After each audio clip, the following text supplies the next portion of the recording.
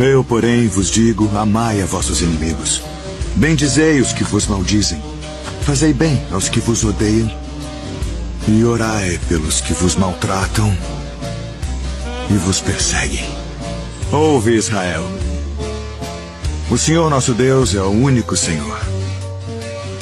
Amarás, pois, ao Senhor teu Deus de todo o teu coração, e de toda a tua alma, e de todo o teu entendimento, e de todas as tuas forças. Este é o primeiro e grande mandamento. E o segundo, semelhante a este, é: amarás o teu próximo como a ti mesmo. Destes 2 mandamentos dependem toda a lei e os profetas.